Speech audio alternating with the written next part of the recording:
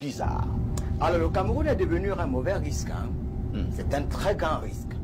Vous savez, nous sommes dans un pays malade où les valeurs morales sont bafouées, les illégalités sont devenues des normes et les comportements à la fois immoraux et amoraux. Nous sommes dans un pays où les écarts se sont normalisés, les normes écartées.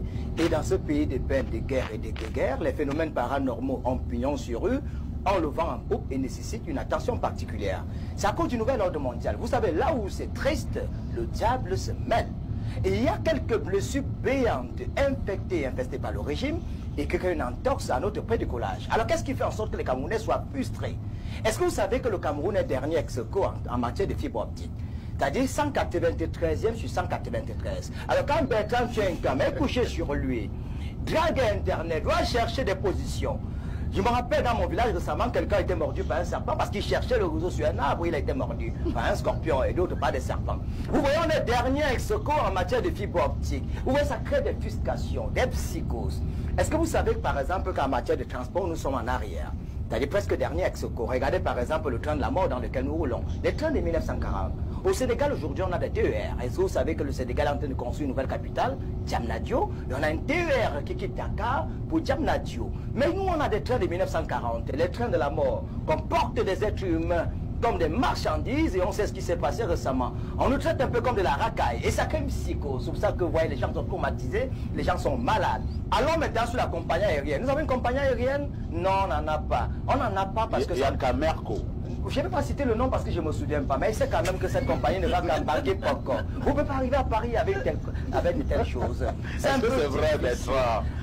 Dans le même pays où nous sommes, pour aller à Maroua, il faut faire 3 jours de route. Comment est-ce que vous allez arriver à Maroua, ne pas être traumatisé parce que vous avez vu en route, pas la tristesse, la route et tout et tout et tout. Est-ce que vous savez que du côté du Maroc, déjà, il y a déjà des TGV. C'est-à-dire tu peux quitter Casablanca à Gardi en 2 heures de temps, 596 km/h. C'est ça aussi, le temps c'est de l'argent. Et pour aller à Maroua, à quelques encablures de Yaoundé, on est juste à près de 800 km, il faut faire 3 jours. Chers amis, ce n'est qu'au Cameroun, c'est une psychose, c'est ça qui nous dérange. Prenons par exemple le transport terrestre. Est-ce que vous savez que nous avons les routes les plus meurtrières du monde? 3000 morts sur nos routes. On a même créé le triangle de la mort. Yaoundé, Douala, Douala, Bafoussam, Bafoussam, Yaoundé. Eux-mêmes, ils ont accepté, ils ont dit oui, c'est le triangle de la mort. 3000 morts selon l'OMS. Comment est-ce qu'on peut s'arranger pour les routes, les villes les plus grandes de notre pays et ne construire que des axes lourds?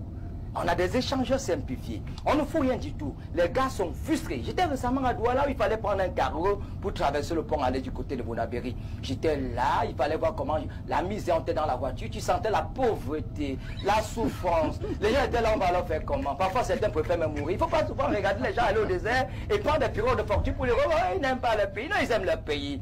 C'est que certains préfèrent se suicider autrement que de vivre dans un tel merdier. Regardons maintenant, prenons par exemple le cas, par exemple, sur le côté politique.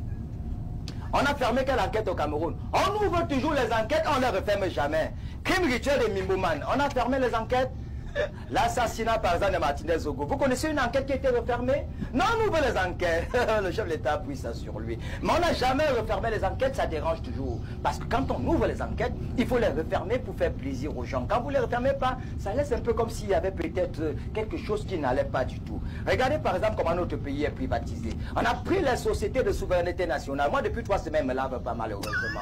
Quand tu ne peux pas te laver, comment tu ne dois pas être zombifié? Tu dois être à l'aise, comment? Mais c'est difficile, vous pouvez rire, mais on a le verre rouge jaune, faites sérieux. On ne peut pas être la 2e réserve hydraulique en Afrique, après la République démocratique du Congo. Sur 58 départements, 52 sont baptisés par les eaux et on n'a pas d'eau, curieusement. On a par exemple le département du Fourni, le département du Vour et de la bourgeoisie inutile. On n'a pas d'eau, ça laisse un peu à désirer. Est-ce que vous savez que par exemple le Rwanda, qui n'a même pas l'accessibilité à l'eau, est stable, meilleures universités, tout. On a même des compagnies aériennes au temps de M. Amadou Ahidjo qui n'avait que le CEP. On avait carrément un avion présidentiel qu'on appelle le Pélican. On avait Kamer qui faisait le prestige de notre pays. Regardez un peu notre pays qui est gangréné. L'immobilisme politique, la corruption, l'avarisme, promotion canapé, népotisme. Une dictature qui ne dit pas son. Dans un pays où il n'y a pas d'alternance. Mon papa, par exemple, a 85 ans. J'étais à la Réunion l'autre jour, il a même uriné sur lui. Il n'est même plus cohérent envers lui-même. Vous allez même pour parler à la Réunion, je donne mon avis parce que à cet âge, Tu comprends qu'il s'entremêle. Il ne peut même pas te vendre le terrain parce qu'il te vend le terrain. Bertrand. Je vais être carrément dit que tu l'as floué parce qu'il est déjà comme un enfant de 5 ans. Mais on nous fait croire au 21e siècle sur la planète Terre que des personnes moyenâgeuses que nous respectons n'ont pas tout à leur repos. Est-ce que nous parlons de la même chose?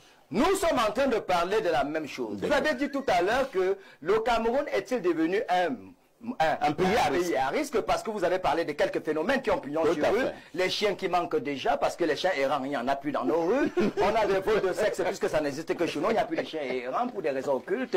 Il n'y a plus de fous dans la rue. Trouver les cheveux d'un albinos, ça devient très difficile. Il y a un peu de gens qui vont des marabouts en en point fini.